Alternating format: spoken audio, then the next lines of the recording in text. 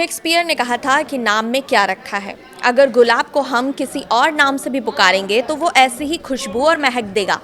लेकिन भारत की राजनीति में नाम सिर्फ एक पहचान नहीं है, बल्कि इतिहास, विरासत और भावनाओं का भी सवाल बन जाता है।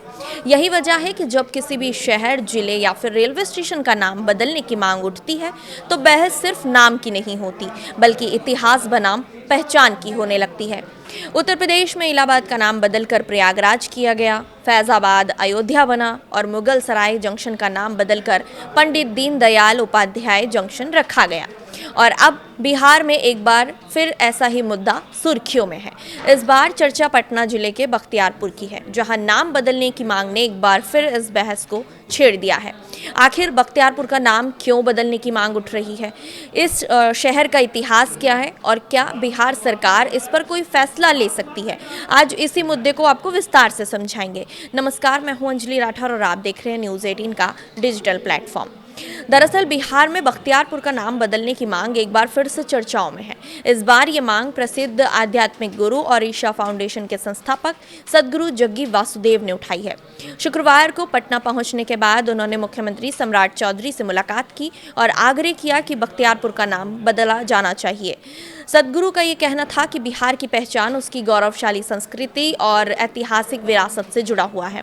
इसीलिए ऐसे नामों पर भी विचार होना चाहिए जिनका कनेक्शन विदेशी आक्रामकताओं से माना जाता है या जुड़ा रहता है। सीएम से मुलाकात के बारे में सदगुरु ने ये बताया है कि बिहार के विकास, जन कल्याण, राज्य की विरासत से जुड़े कई मुद्दों पर उन्होंने चर्चा की। हालांकि सबसे ज़्यादा चर्चा उनके उसी आग्रह की हो रही है जिसमें उन्होंने बख्तियारपुर का नाम बदलने की बात कही है। इसके बाद एक बार फिर ये सवाल उठने लगा है कि क्या बिहार सरकार इस मांग पर विचार करेगी या फिर पहले की तरह ही इस बार भी ये मांग सिर्फ बहस बनकर रह जाएगी। दरअसल बख्तियारपुर का नाम बदलने की जो मांग है वो कोई नई मांग नहीं है। पिछले कई सालों से समय समय पर यह मुद्दा उठता रहा है। पहले भी कई संगठनों और लोगों ने इस शहर के नाम को बदलने की मांग पहले भी की थी, लेकिन उस समय तत्कालीन मुख्यमंत्री नीतीश कुमार ने इस मांग को महत्व नहीं दिया था और साफ तौर पर ये कहा था कि जो नाम बदलना है वो कोई ज़रूरी मुद्दा नहीं है। इसके बाद मामला धीरे धीरे शांत हो गया, लेकिन अब सदगुरु के बयान के बाद ये बहस एक बार फिर से तेज होती दिखाई दे रही है। अब समझते हैं कि आखिर बख्तियारपुर का इतिहास क्या है और इसका नाम विवादों में क्यों रहता है। बख्तियारपुर बिहार के पटना जिले के एक अहम शहर में आता है। ये पटना से लगभग 40 से 50 किलोमीटर की दूरी पर बना हुआ है।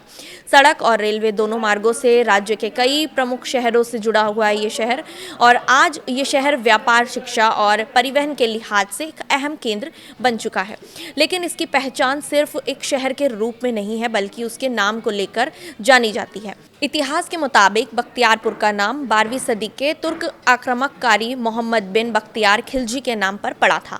कहा जाता है कि नालंदा और जो विक्रमशिला विश्वविद्यालय है उस पर जो हमले हुए थे, उस दौरान उस इलाके में अपना जो किला है, सैन्य पड़ाव, उसी ने बनाया था। बाद में समय के साथ ये इलाका बख्तियारपुर के नाम से जाना जाने लगा। यही वजह है कि आज जब नाम बदलने की मांग उठती है तो सबसे पहले उसके पीछे का इतिहास या यही तर्क दिया जाता है कि जिस इंसान को इतिहास में एक आक्रामककारी माना जाता था, उसके नाम पर किसी शहर की पहचान क्यों होनी चाहिए। अब बात उस इतिहास की करते हैं जिसकी वजह से ये बहस और भी ज़्यादा गहरी हो जाती है। दरअसल नालंदा विश्वविद्यालय को दुनिया के सबसे प्राचीन और महान शिक्षा केंद्रों में गिना जाता है।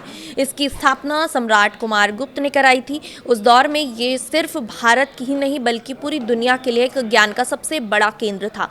यहाँ देश विदेश से छात्र जो हैं वो पढ़ने आया करते थे। बौद्ध धर्म, गणित, विज्ञान, दर्शन, चिकित्सक, व्याकरण, ज्योतिष, आयुर्वेद और तर्कशास्त्र जैसे कई विषयों की शिक्षा यहाँ पर दी जाती थी। बताया जाता है कि यहाँ करीब 10,000 विद्यार्थी और लगभग 1500 शिक्षक मौजूद थे। लेकिन 12वीं सदी के अंत में इस विश्वविद्यालय पर कई बड़े हमले हुए। सबसे बड़ा और सबसे विनाशकारी हमला 1193 साल में मोहम्मद बिन बख्तियार खिलजी ने किया था। कहा जाता है कि इस हमले ने नालंदा विश्वविद्यालय को आग लगा दी गई थी और दुनिया का ये महान ज्ञान केंद्र पूरी तरह से उस आग में जलकर नष्ट हो गया था। इस घटना का जिक्र करते हुए आज भी कई लोग ये कहते हैं कि ऐसे आक्रामककारी के नाम पर किसी भी शहर का नाम नहीं होना चाहिए, और यही वजह है कि समय समय पर बख्तियारपुर का नाम बदलने की मांग उठती रही है। हालांकि अभी तक इस संबंध संबंध में सरकार की तरफ से कोई भी बड़ा फैसला नहीं लिया गया है। फिलहाल सदगुरु के आग्रह के बाद ही ये मुद्दा एक बार फिर से चर्चाओं में है। अब सबसे बड़ा सवाल यह है कि क्या मुख्यमंत्री सम्राट चौधरी इस मांग पर विचार करेंगे या फिर सरकार पहले की तरह ही केवल एक मांग को मानकर इसे आगे बढ़ा देगी इस मुद्दे को। फिलहाल इस पूरे मामले पर सभी की नजरें टिकी हुई हैं।